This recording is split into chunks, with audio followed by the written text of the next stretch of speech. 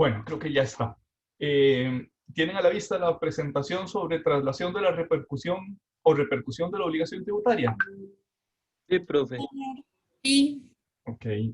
Y me pasa como otras veces me ha pasado, de que al ir pasando se quedan pegadas o solo se ve la mitad, me avisan, me interrumpen, por favor. Bien, eh, corresponde que veamos un tema, no, o sea, no es un tema de mucha cantidad de tiempo, sino que es un pequeño tema sobre la traslación, a veces llamada también repercusión de la obligación tributaria. Este fenómeno de traslación vamos a hablar a veces en sentido económico, a veces en sentido jurídico, pero principalmente vamos a hablar en sentido jurídico. En el lenguaje usual más bien se utiliza principalmente en sentido económico. Todos los impuestos, se dice desde la teoría económica, todos se trasladan. Dicho en otras palabras, si la Universal tiene un impuesto sobre la renta, al hacer sus cálculos de cuál es la utilidad que quiere tener, y al hacer su presupuesto del año, calcula también cuánto es la porción de esa utilidad que le toca al fisco. Y si se puede, si la elasticidad del mercado lo permite, entonces traslada a sus clientes ese margen necesario para cumplir con su impuesto sobre la renta. Esto, como digo, es un concepto económico. Todos los tributos se trasladan. Pero no vamos a hablar en ese sentido económico en la clase de hoy. Estamos en un curso de Derecho y lo que nos interesa es la traslación o repercusión jurídica de la obligación tributaria. Esto es cuando las normas permiten trasladar las obligaciones del contribuyente a un tercero. Insisto, pues, estamos hablando de traslación jurídica. ¿Cuál es el mecanismo que, que utiliza la ley para esa traslación? El mecanismo es que incluye como elemento subjetivo del hecho generador no al sujeto que soporta la carga económica, sino a otro sujeto. Dicho en otras palabras, considera obligado tributario, considera contribuyente a otro sujeto que no es el titular de la capacidad económica que se quiere gravar, pero que se le atribuye la condición de obligado principal.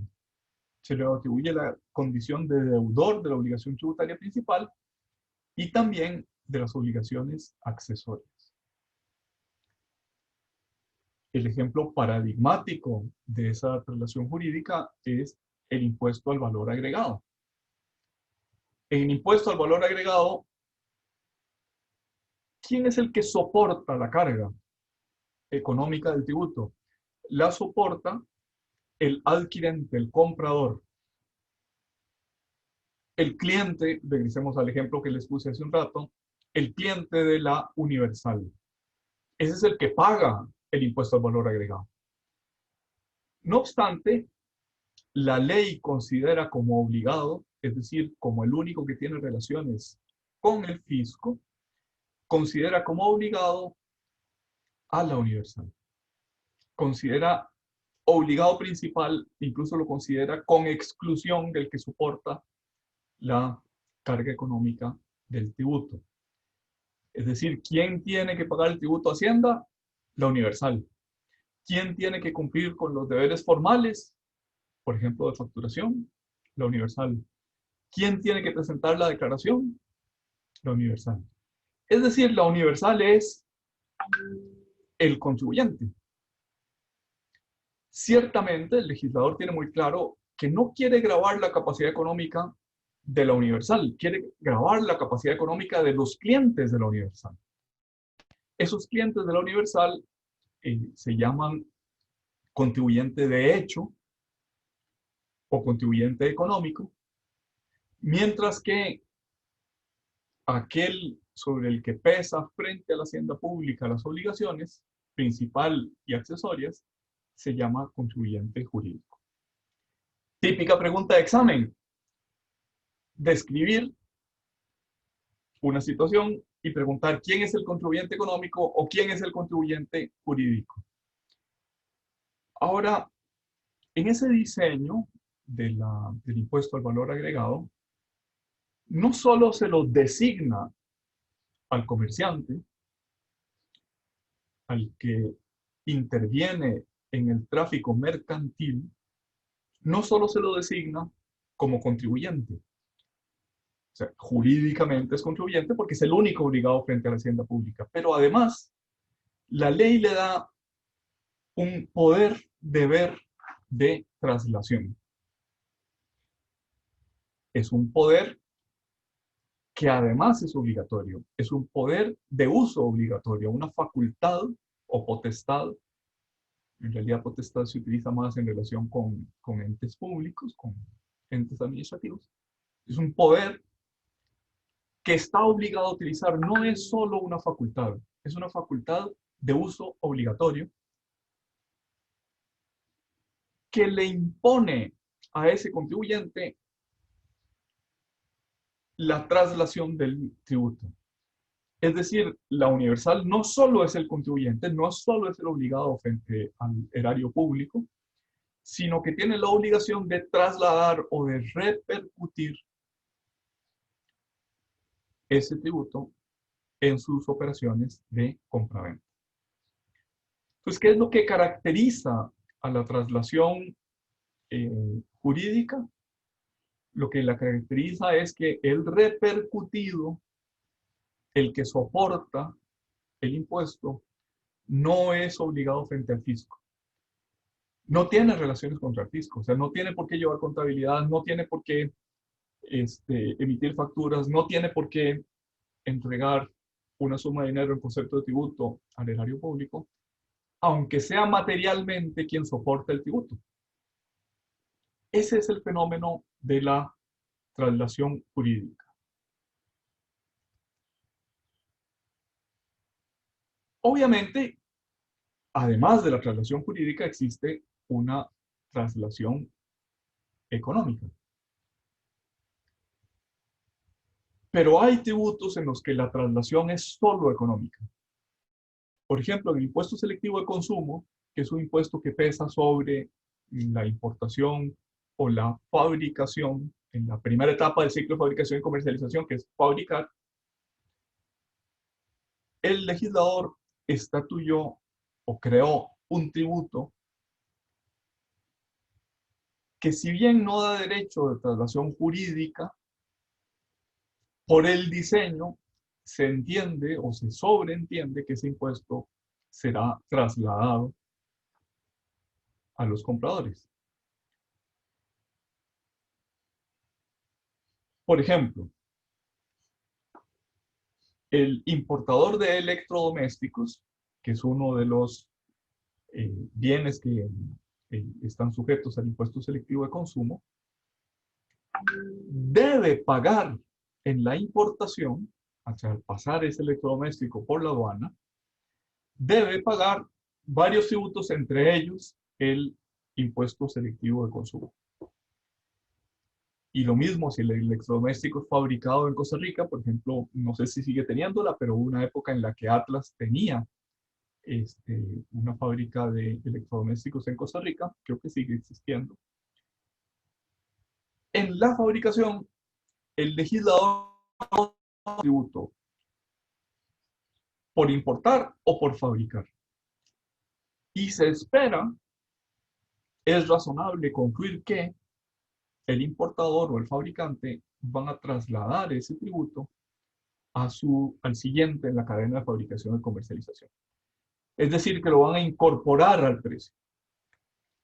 Esta segunda traslación es una traslación meramente económica, no es jurídica, es económica.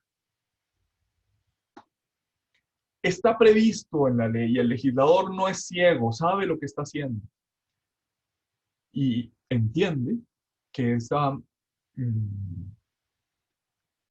tributo es un tributo al consumo, a los que compren eh, electrodomésticos, y por tanto, pues aunque no vaya separado en la factura, como es el caso del IVA, aunque no sea explícita la traslación, se sobreentiende que la capacidad económica que se quiere grabar no es la del fabricante ni la del importador, es la del consumidor.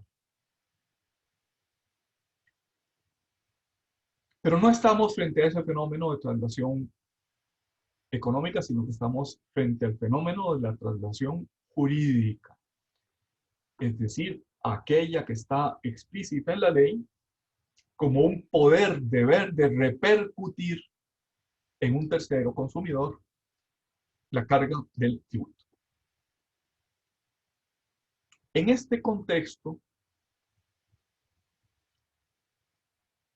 existe un fenómeno que se llama exención del repercutido. Dicho, o más bien, retrasemos un poquito la explicación. Supongamos que yo, nuevamente la Universal, compro y vendo materiales educativos. Compro lápices, papelería, etc. Y sobre esas ventas, pago impuesto a mis proveedores y cobro impuesto a mis compradores. De tal manera que en mi declaración, lo que pagué a mis proveedores es crédito fiscal y lo que cobré a mis clientes es débito fiscal. Crédito y débito se compensan. Teóricamente el débito siempre será mayor o a lo largo del tiempo debe ser mayor el débito que el crédito. ¿Por qué? Porque si no, la Universal no sería viable si no tuviera más ingresos que egresos. No sería económicamente viable. Entonces, se supone que el valor agregado, el impuesto al valor agregado, que se cobre en cada etapa del ciclo de fabricación y comercialización, y a cada interviniente del ciclo de fabricación y comercialización el legislador le concede crédito por sus compras y le impone débito por sus ventas, de tal manera que solo paga la diferencia. Por eso es que se llama impuesto al valor agregado. Esto es el que se agrega en cada etapa del ciclo de fabricación y comercialización. Pues bien, supongamos que ese contribuyente, que tiene créditos y débitos, resulta que le vende a un sujeto que está exento. Por ejemplo, nuevamente en el caso del Universal, le vende al Ministerio de Educación y el Ministerio de Educación está exento del impuesto al valor agregado. Como ese sujeto que me compra está exento, no tengo eh, no tengo débito y solamente tengo crédito. La ley, o sea, digamos en teoría, si no fuera por lo que voy a decir a continuación, la ley dice que cuando le vendo a un exento, en las proporciones que le venda a ese exento, no tengo crédito. Se disminuye mi crédito. Esto es, si la Universal le vende el 50% a escuelas privadas y el 50% al Ministerio de Educación, de sus compras tiene crédito exclusivamente por el 50%, multiplicando la proporción por el 50%. Lo que pasa es que ese fenómeno que acabo de describir podría fácilmente convertirse en un incremento en el precio. Es decir, la parte que yo pago, yo la Universal pago a mis proveedores, pero sobre la que no tengo derecho a crédito, ¿qué hago con ella? Si está previsto que la traslade y no la puedo trasladar porque mi adquirente está exento. Pues fácilmente puede suceder que esa parte que no se me reconoce de crédito se incorpore en el precio y esto en un tributo que debería ser neutro, en un tributo que no debería alterar el mercado, pues termina produciendo esa alteración. Entonces, ¿qué soluciones ha previsto el legislador eh, para evitar que el impuesto se traslade en el precio, ya no jurídicamente, sino económicamente? Pues una posibilidad es la devolución, que se le devuelve al, al contribuyente el impuesto que soportó en sus adquisiciones, se le devuelve. Otra posibilidad es que se le conceda el crédito, o sea, que no tenga esa norma que le limita el derecho de crédito.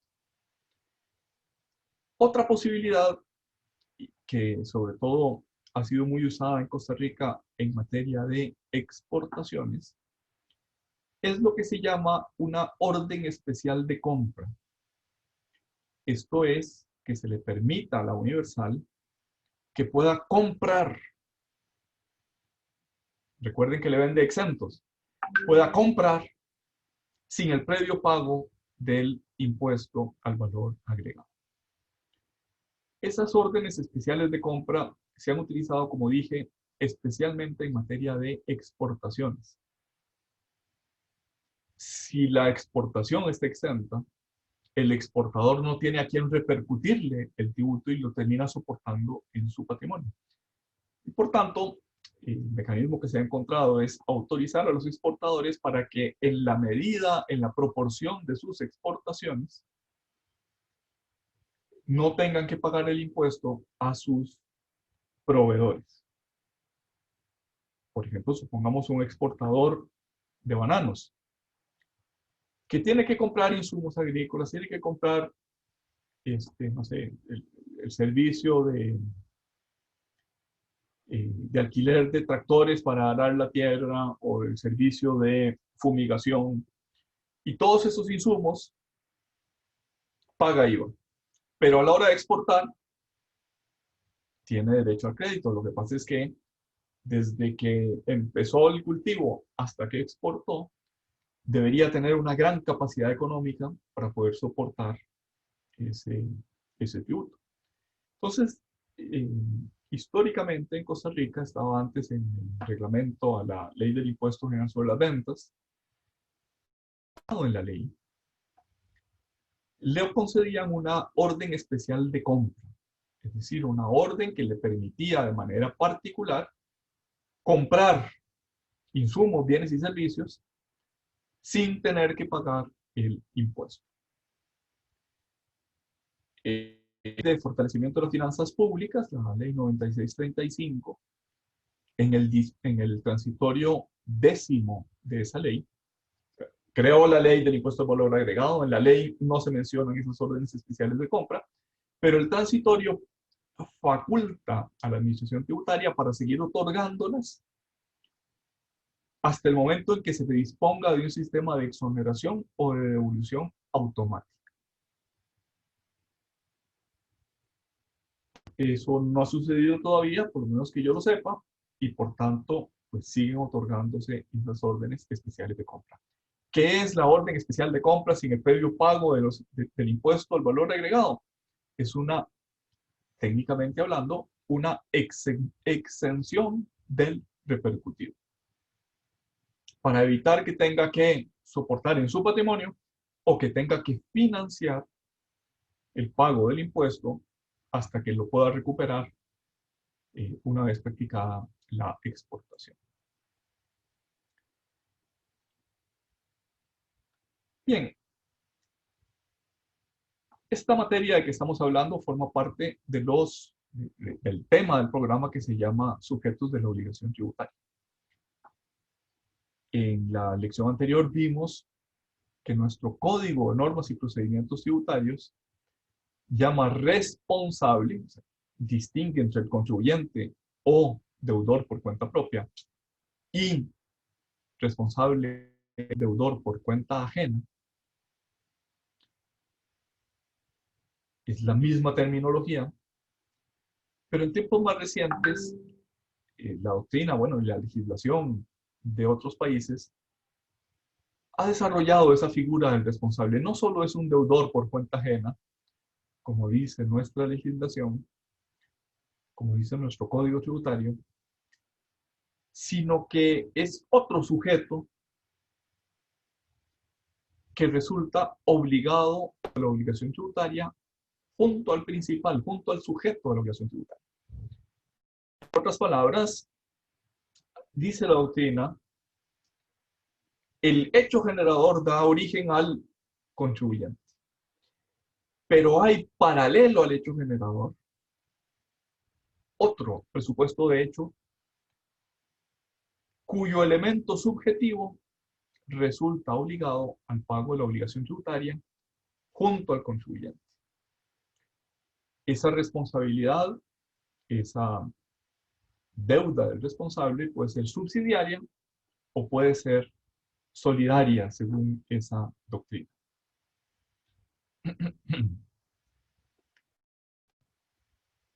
Otros prefieren responsable directo o responsable inmediato y responsable subsidiario, es decir, únicamente para el caso de que el responsable principal, el deudor principal, no pueda ser habido o no tenga patrimonio para hacer frente a la obligación tributaria.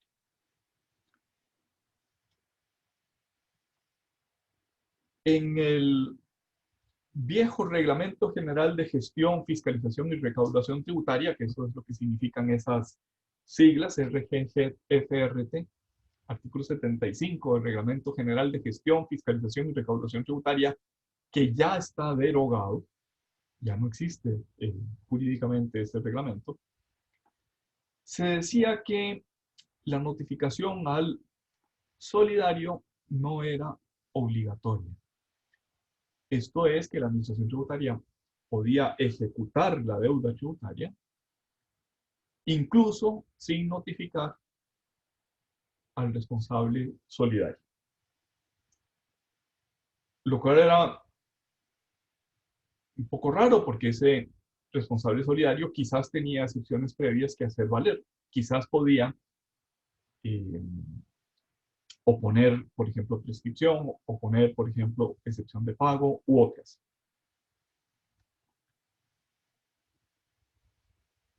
El nuevo reglamento, el artículo 5.2 del reglamento de procedimiento tributario, que es el nuevo reglamento que derogó el viejo reglamento general de gestión, fiscalización y recaudación tributaria, dice que la administración tributaria está obligada en el momento de conocer su existencia, no antes.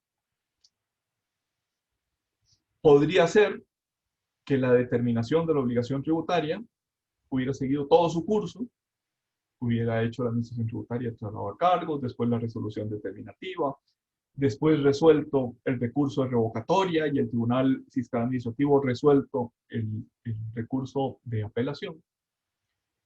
Y quizás en este momento la administración tributaria conoce, llega a su conocimiento, que existe un responsable solidario. Por tanto, en ese momento es cuando debe notificar. Y ese responsable subsidiario, en realidad en Costa Rica lo que hay son sobre todo solidarios, tomará el proceso en el estado en que se encuentre y se le concederá, si, obviamente si no ha sido parte en las etapas anteriores, se le concederá audiencia por 10 días. Pero no es que hay que anular todo el proceso y notificarlo desde el primer momento a ese responsable.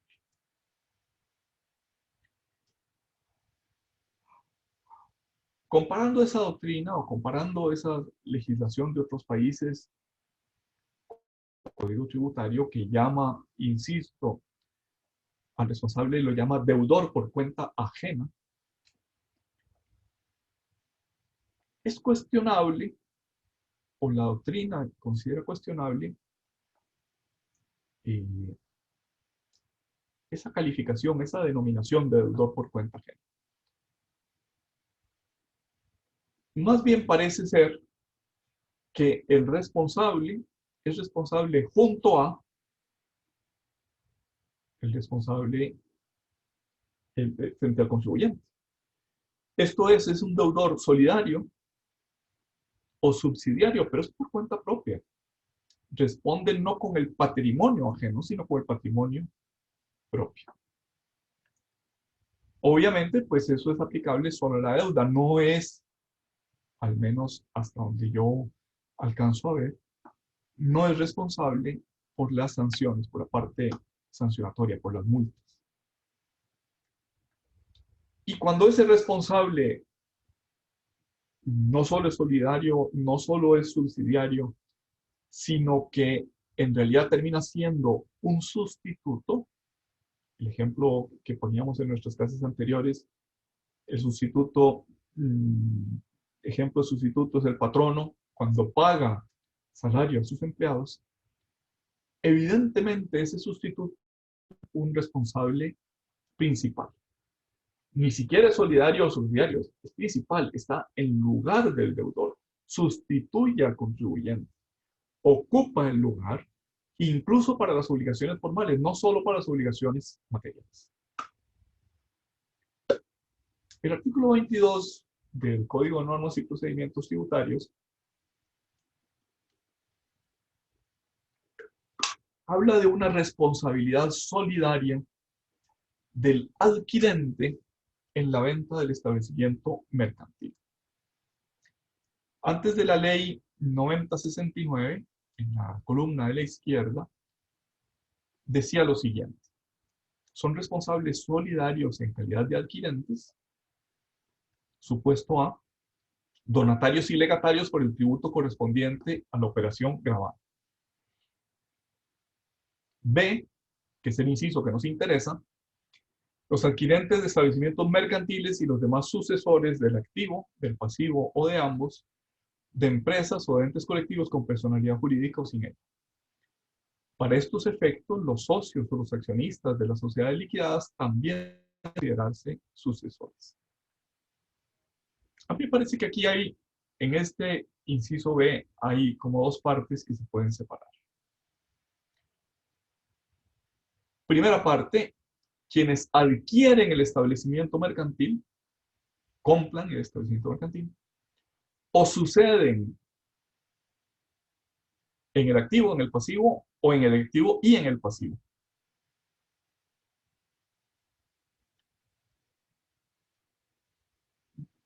Esa es la primera parte. Y la segunda parte son los socios de las sociedades liquidadas. Pero nótese que en ambas posibilidades se usa la palabra sucesores. Como recordarán ustedes de sus clases de derecho privado, la sucesión es un fenómeno distinto de la traslación de dominio.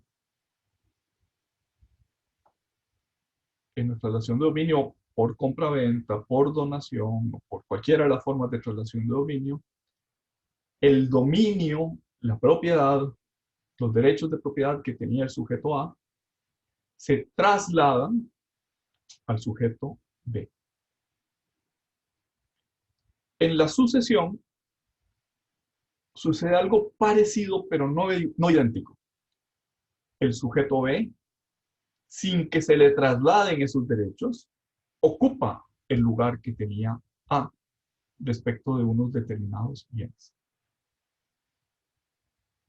Dicho en otras palabras, la sucesión no es traslación de dominio. La sucesión es ocupar el lugar que tenía el propietario.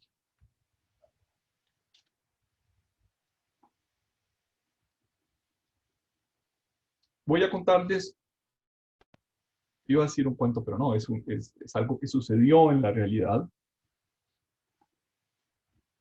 con un hotel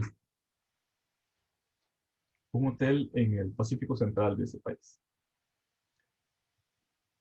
El propietario del hotel tenía un amigo muy cercano del exterior, un holandés que vivía en Panamá y que por azar del destino ese holandés tenía mucho dinero. El propietario del hotel en el Pacífico Central de Costa Rica, que era amigo de este holandés, le pidió prestado dinero para construir el hotel. Y su amigo le dio, sin contrato, sin intereses, sin garantía, $600,000 para construir el hotel. ¿Alguno de ustedes querría tener un amigo que le preste una cantidad de esas simplemente fiado en su palabra? Sin intereses, sin plazo, sin documento, sin garantía. $600,000. No es poco dinero. Pues bien, este señor, el propietario, construyó el hotel. Bueno, construyó el hotel y sus ampliaciones.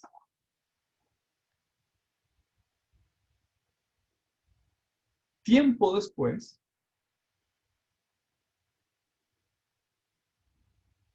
le soplaron a este propietario que la administración tributaria lo iba a fiscalizar. Antes de que sucediera esa fiscalización, antes de que fuera notificado, antes de que llegara la primera actuación de la administración tributaria, pero sabiendo que era inminente, el propietario de ese hotel trasladó, ojo el verbo que estoy usando, trasladó la propiedad a una sociedad de su amigo, a una sociedad del holandés. ¿Se entiende lo que sucedió o no se entiende? Alguien que me comente si se entendió, por favor.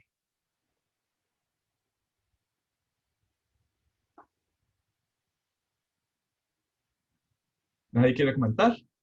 ¿Se entendió los supuestos? Si no, no se va a entender lo que viene a continuación.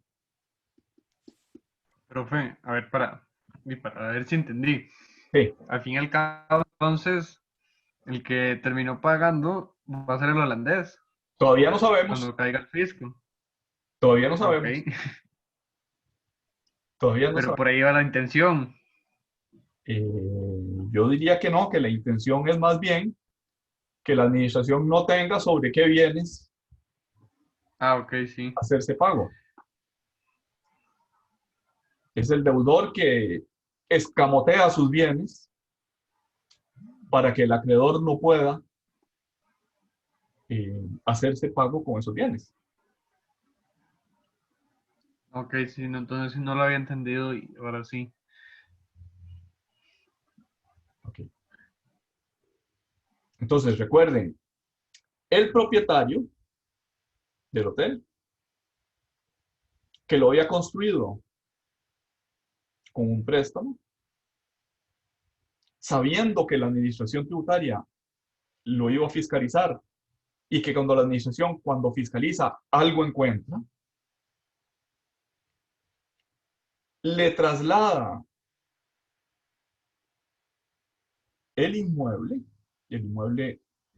es el terreno, un terreno muy valioso, donde se había construido el hotel, y el inmueble por incorporación, es decir, la construcción del hotel, se lo traslada a quien le había dado el dinero en dación en pago. Esto es, extingue su deuda con ese acreedor. ¿Se entiende este segundo elemento? Le había prestado $600,000 sin documentos, sin garantía, sin intereses, sin plazo, y sabiendo que viene la administración tributaria y que quizás algo encuentre, antes de, le pago la deuda. El acreedor le había dado $600,000 para construir el hotel. Había construido el hotel, había comprado el inmueble, había construido el hotel, y le traspasa no el establecimiento mercantil, sino el inmueble. Le traslada la propiedad.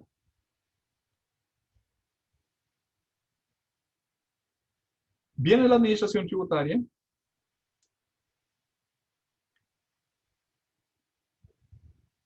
y le desconoce diversas operaciones, le desconoce,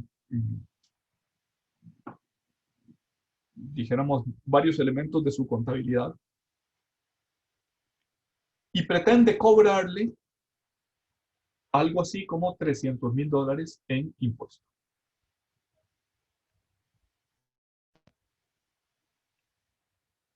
Y la administración tributaria, a la hora de dirigir el traslado de cargos, se dirige a la sociedad del holandés, a la sociedad del acreedor, imputándole responsabilidad solidaria por la deuda del hotel, como sucesor del activo. ¿Se entiende lo que hizo la administración tributaria? ¿Se entiende la imputación de la responsabilidad solidaria?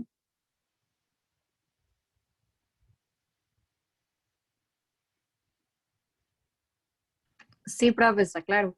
Ok. Ese imputado solidario, imputado de responsabilidad solidaria, se defiende diciendo: yo soy adquirente del activo, pero no soy sucesor del activo. Adquirí mediante una dación en pago, mediante un fenómeno de traslación de la propiedad, que es netamente distinguible de la sucesión del activo. Yo no ocupo el lugar que tenía el propietario anterior. Yo recibí en pago este activo. Y el propietario sigue siendo el dueño del establecimiento mercantil, sigue siendo el dueño del hotel. El hotel sigue funcionando en ese activo que ahora se lo doy en alquiler al propietario del hotel. Por tanto, cuando la administración confirmó la obligación tributaria que le debía el hotel, es decir, cuando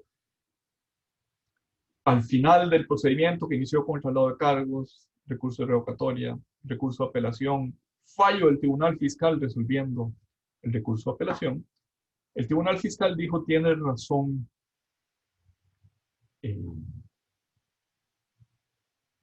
quien se defendía de esa solidaridad, porque aquí no hay sucesión. No hay responsabilidad solidaria. La responsabilidad es del hotel, que ya no tenía bienes, o que tenía muy pocos bienes: el menaje del hotel, las sábanas, las camas, los televisores, el mobiliario, pero que ni de lejos llegaban a esa suma de $300,000 que pretendía cobrar la administración.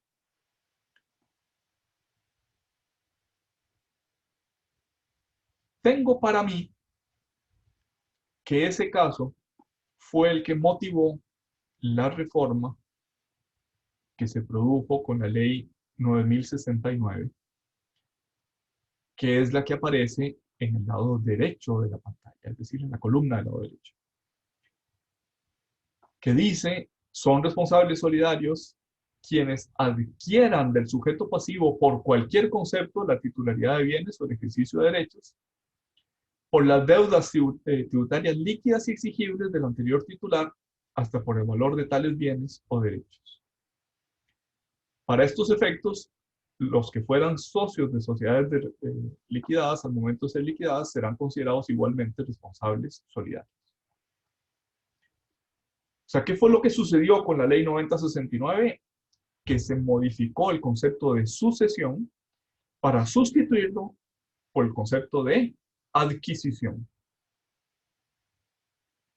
por el concepto de traslación de dominio, por el concepto de transferencia de dominio. Quienes adquieran por cualquier concepto la titularidad de bienes o el ejercicio de derechos son responsables solidarios. Ahora, esa ley 9069 parece excesiva. Se entiende en el contexto que venimos hablando de una responsabilidad que pretendía la administración y que no pudo hacer valer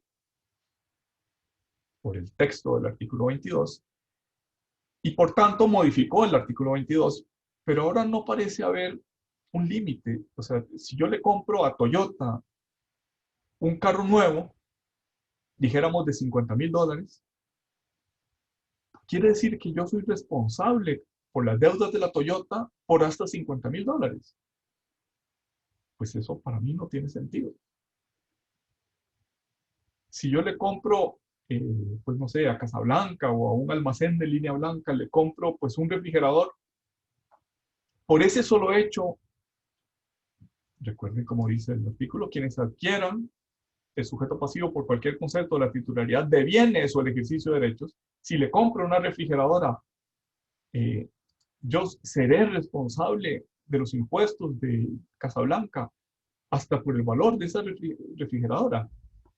A mí me parece que no. O sea, a mí me parece que quedó mal redactada esa norma.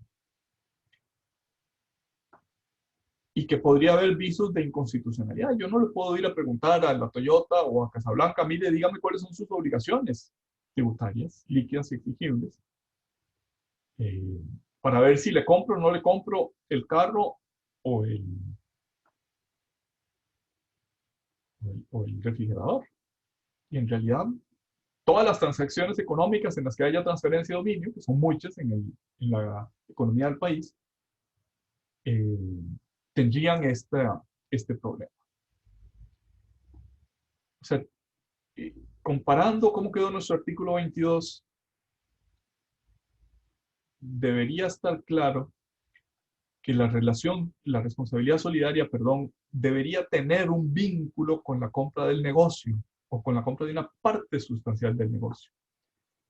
Esto es, no es si yo le compro a Casablanca un refrigerador, sino si le compro el inventario de refrigeradores para seguir yo con el negocio de venta de refrigeradores. O sea, o le compro el establecimiento mercantil, o le compro una línea de negocio, o le compro un inventario, y por tanto, en ese tipo de negociaciones, pues se hace lo que se suele llamar un due diligence. Contrato a un auditor para que revise a la Casablanca, o revise a la Toyota, o revise a la Universal, cuáles son sus eventuales o sus posibles deudas tributarias para saber de qué tamaño puede ser la responsabilidad solidaria a la que me estoy metiendo. Entre el socio y la sociedad liquidada, sin duda que sí tiene sentido esa responsabilidad solidaria, la segunda parte de ese artículo 22 que ya mencionábamos.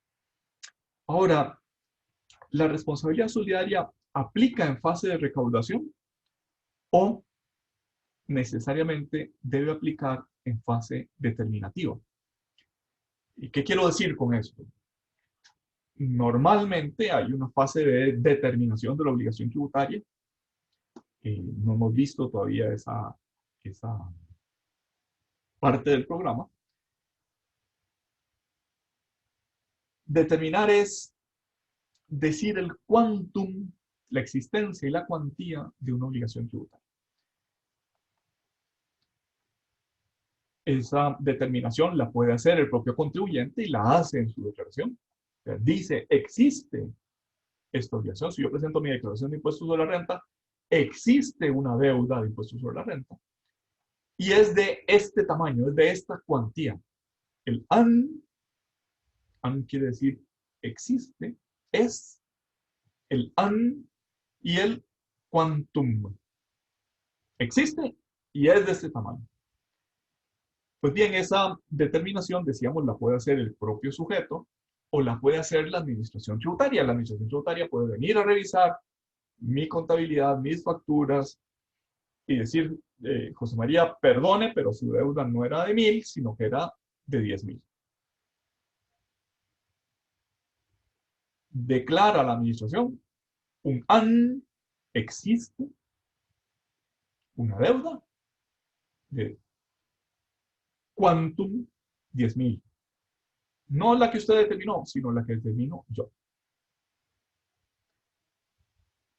Entonces, la pregunta es si la responsabilidad solidaria debe establecerse, debe requerirse durante la fase determinativa, cuando estamos discutiendo si existe o no existe y de qué tamaño es esa obligación tributaria, o en la fase de recaudación, es decir, cuando la administración tributaria aplica métodos coactivos, aplica un monitorio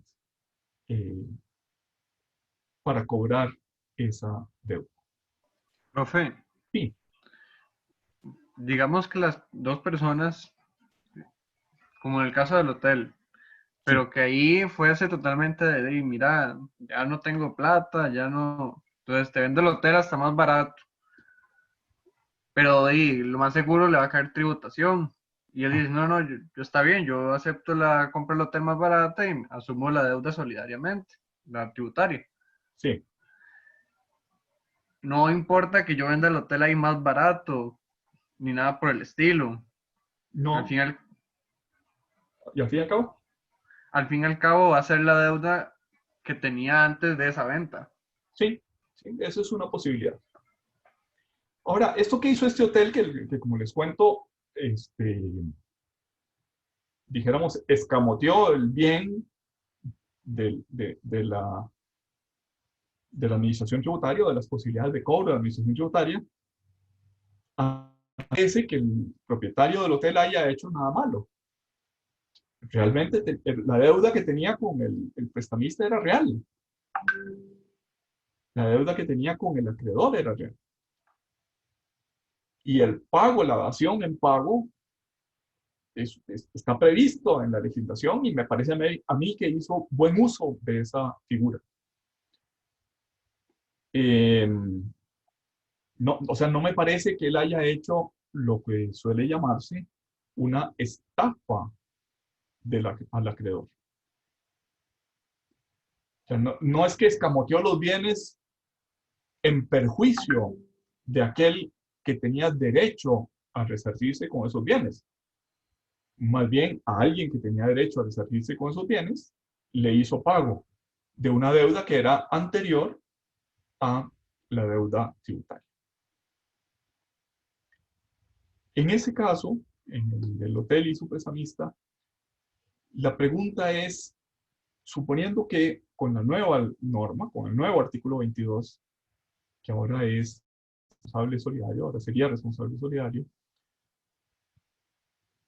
si esa responsabilidad solidaria se le debe exigir desde el primer momento, como sucedió en ese caso, es decir, cuando se le notifica el traslado de cargos, se le debía notificar el traslado de cargos también al acreedor, al responsable solidario, o se aplica solo en fase de recaudación, es decir, si mis relaciones del fisco con el hotel son solo, o mejor dicho, inician en la fase determinativa y a la hora de exigir esa responsabilidad coactivamente con el monitorio, con el cobro judicial, en esa fase es cuando debo aplicar la responsabilidad solidaria. Eso no queda claro en el artículo 22. Además del fenómeno de la responsabilidad, hay otro fenómeno que es el fenómeno de la transmisión de la obligación tributaria. Por este fenómeno, o sea, no es que haya dos sujetos, sino que dos sujetos, uno principal y otro solidario, sino que la obligación tributaria del primero se puede transmitir al segundo. Es lo cierto que las deudas de derecho público en principio no pueden ser objeto de negociación, no pueden ser objeto de intercambio de voluntades, porque son de derecho público, no son de derecho privado. Sin embargo, el artículo 19 del Código de Normas y Procedimientos Tributarios contempla algunos supuestos de transmisión de la obligación tributaria. Por ejemplo, la transmisión mortis causa. Antes hemos dicho que la sucesión y los fenómenos testamentarios y de fallecimiento suelen encuadrarse en la sucesión, no se consideran traslación de la propiedad. Se consideran ocupar el lugar que tenía el anterior tributario. No obstante, esa terminología, en el artículo 19 del Código, se habla de una especie de transmisión mortis causa. Se transmite la deuda tributaria a aquel que tiene bienes que tengan relación con, o aquel que adquiere bienes que tengan relación con la deuda de su causante, la deuda del titular anterior. Pero permite al nuevo acreedor, al nuevo deudor que se coloca en el lugar del anterior, con una especie de novación, se le permite que rechace los bienes que tengan aparejadas deudas. Esto en derecho civil se llama recibir bienes a beneficio de inventario. Esa expresión no es enteramente correcta en materia de derecho tributario, pero dijéramos como fenómeno. También existe en el derecho tributario, y recuerden que estamos estudiando los sujetos pasivos de la obligación tributaria, un fenómeno de representación. En principio, los representantes tributarios se rigen por el derecho privado. En principio. Si no otra cosa se dispone, la representación propia del mandato, la representación propia de los entes colectivos, los representantes de sociedades anónimas, por ejemplo, lo son también para efectos tributarios. No obstante, el inciso C del artículo 21 del Código Tributario dice que algunos entes sin personalidad jurídica, y por tanto, como la representación normalmente está vinculada con la personalidad, tienen representación el que dirija, administre o tenga disponibilidad de los bienes de sus entes colectivos sin responsabilidad, sin personalidad jurídica.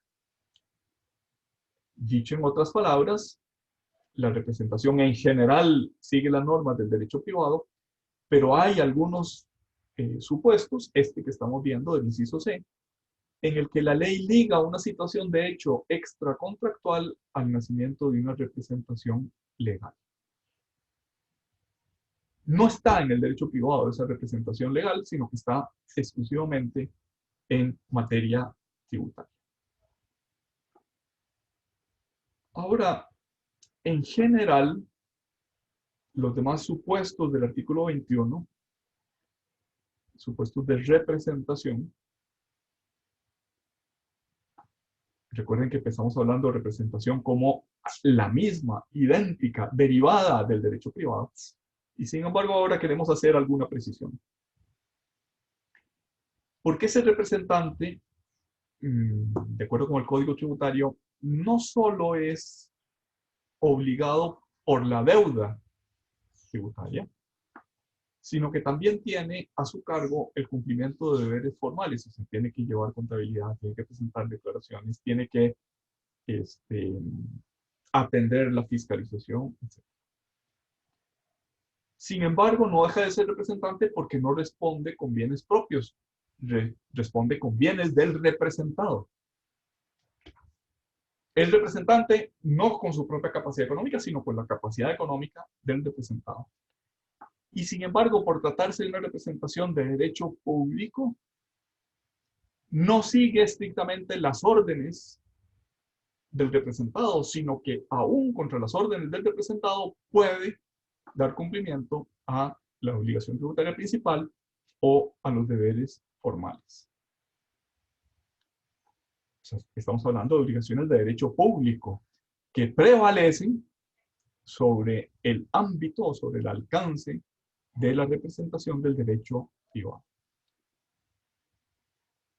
Y una cuarta característica de esos representantes del artículo 21, por favor, cuando tengan un momentito, lean detenidamente esos supuestos del artículo 21, es que no son sustitutos, son representantes, pero no están en el lugar del contribuyente. Por tanto, la doctrina los califica como representantes de derecho privado con algunas características de los sustitutos. Representantes privados con algunas características de la representación pública. Vamos a concluir por aquí, el tema de los sujetos de la obligación tributaria. Vamos a pasar, después de una pausa de 5 minutos, vamos a pasar al tema del objeto de la obligación tributaria y de la cuantificación de la obligación tributaria. Entonces, voy a dejar de grabar esta sesión